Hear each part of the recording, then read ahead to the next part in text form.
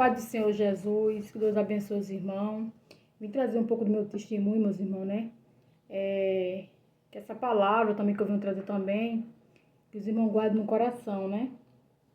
Morava na Paraíba e vim morar aqui, vai fazer 7 anos, agora dia 23. E vim trazer um pouco da palavra do Senhor, que se encontra em Mateus 12, 9, que diz assim: E partindo dali chegou à sinagoga deles, e estava ali um homem que tinha uma das mãos mirrada. E eles, para o acusar, interrogaram, dizendo: é lícito curar no sábado? Eu vou ler só até aí, meus irmãos. Aqui está falando que muitos não aceitavam, né? A cura no sábado, trabalhar no sábado. E nós sabemos que Jesus curou. Muitas pessoas no sábado curou paralítico. Aqueles que não conseguiam enxergar, Jesus curou, né? E muitas maravilhas, o Senhor fez muitas curas. Hoje em dia, a gente vai, às vezes vai orar na casa do irmão. Muitos não aceitam. Muitos não aceitam nem a gente colocar a mão na cabeça, né? Para repreender todo o mal e Deus dá a cura. E, meus irmãos, eu vim trazer aqui meu testemunho. Eu não tenho muita leitura, meus irmãos, eu parei na 5ª série, né? Quem me dá força e um pouco de entendimento é o Espírito Santo e o Senhor, né? Porque se não fosse eles, eu não ia conseguir ler nem trazer a palavra do Senhor. Quando eu não era serva do Senhor, meus irmãos, com 10 anos eu fiquei cega por 2 vezes. Eu não era crente, eu não servia o Senhor. A minha mãe trabalhava na casa de evangélico, minha mãe era católica. Fiquei por 2 vezes, de manhã e à tarde. Só que a gente nunca sabe os propósitos de Deus na nossa vida, né? Até nós entender, depois de muito tempo. Aí, minha mãe não sabia orar, ficou desesperada, né? Eu vou adiantar um pouco o vídeo para não ficar muito longo. E ela foi na casa dessas pessoas que ela trabalhava, desses irmãos, né? Aí, desesperada, né? Aí eles mandaram ela orar, porque ela não sabia orar. Ela rezou do jeito dela, meus irmãos, eu creio que Deus recebeu, né? Aqueles que oram de todo o coração, Deus recebe. Aí, deu de manhã, foi aquele desespero, demorou para eu voltar a enxergar, né? Quando foi à tarde, eu deitei perto do meu pai, né? Que eu era nova, eu acho que tinha 10 anos. Começou a sair eu saí com a filha de uma vizinha, né? Mas começou a querer dar escuridão na minha vista. E eu já tava ficando desesperada. Aí eu gritei, né? Os povos lá meus vizinhos, tudo ficou desesperado. Pegaram um carro para me levar no hospital. E eu me lembro que o inimigo usou a boca da minha mãe, falando que mesmo se eu voltasse a enxergar, era para falar que não estava enxergando, né? Para que eu fosse atendida. Chegando lá, meus irmãos botaram eu numa mesa lá. Me lembro que tinha vários médicos com roupa branca. Eu creio que o Senhor estava lá presente, né? Eu nunca tinha visto tanto médico, né? Para chegar perto de mim. Naquela hora disse que eu não tinha nada na vista. Ela era um probleminha que eu tinha que usar óculos. Pela glória do Senhor. E voltando para casa, meus irmãos, eu com medo, né? Chorando, falando para minha mãe, me lembro como hoje.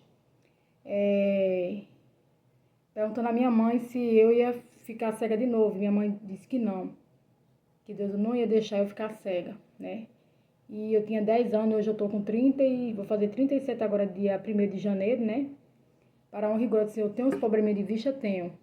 Mas Deus deixou sequela na minha vista, por quê? Porque se ele fosse curar eu totalmente, eu podia abandonar. Que nem eu fiz isso com o Senhor, né?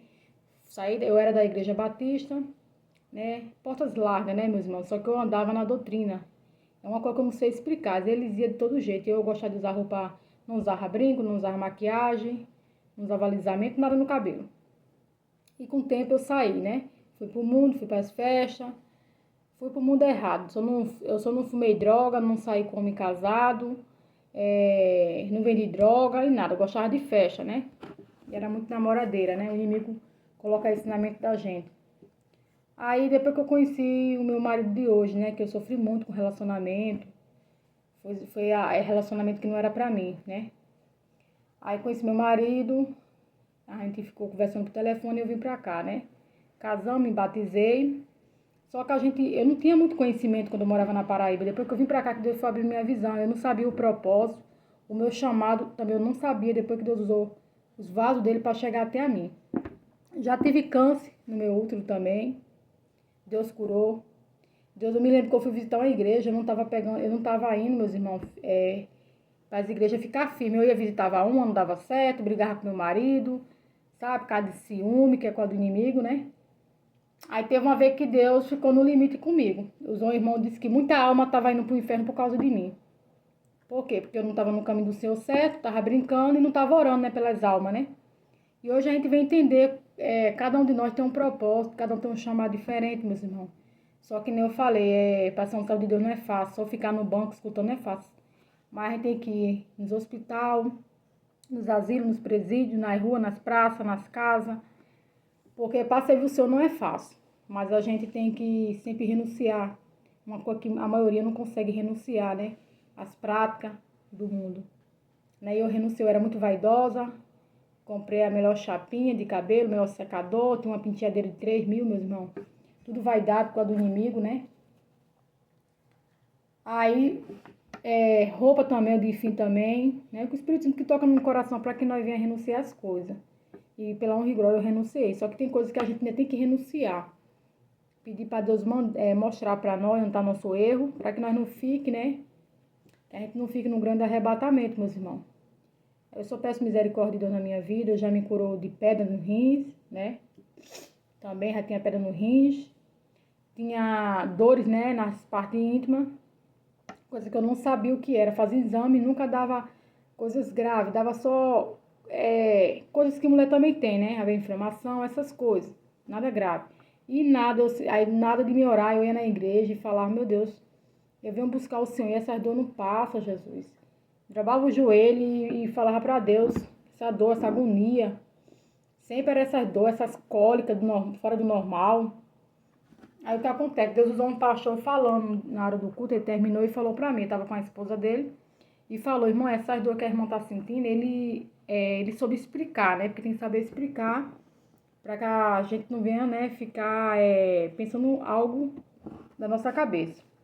Como eu já sabia, né, que era, né? Ele disse que era pra eu orar às 3 horas da madrugada que Deus ia me curar. E eu fiz isso, meus irmãos.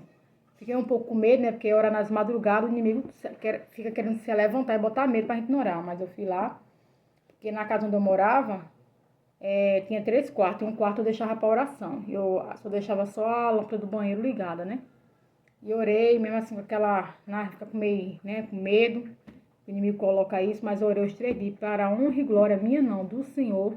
Eu não sinto cólica mais, não sinto dor. Por isso vale a pena, meus irmãos, renunciar tudo do mundo para servir o Senhor. Não vai ser fácil, Deus diz que o Senhor é tomada força, e nós temos que segurar nossa cruz até o fim. Isso é um pouco do meu testemunho, né, que se eu não subexpressar, né, que o Espírito Santo pode tocar no coração dos irmãos, né, aí tem que contar o que a gente passou, né, e o que a gente passa, né. Deus possa abençoar ricamente a vida dos irmãos. Não conheço os irmãos pessoalmente, eu conheci o testemunho da irmãzinha, moreninha, né, esqueci o nome dela. Aí salvei o link, né, no YouTube e consegui entrar no grupo, né? Que a gente somos irmãos em Cristo Jesus. Às vezes um tá triste, um tá desanimado. Através de uma palavra de uma irmã aqui, né? Toca a gente, né? Pelo Espírito Santo. Deus possa abençoar, fica na santa paz do Senhor. Deus abençoe cada um dos irmãos, eu não conheço. Mas que o Senhor, que o Espírito Santo possa tocar no coração de cada um. Que assim, tem gente que diz assim, mas como é que a gente ama as pessoas sem a gente conhecer pessoalmente? Deus ama todos, né? Deus não ama o pecado, Ele ama todos, né? Se a gente não amar o nosso próximo, como é que a gente vai amar o Senhor, né? Então Deus abençoe, fica na santa paz do Senhor.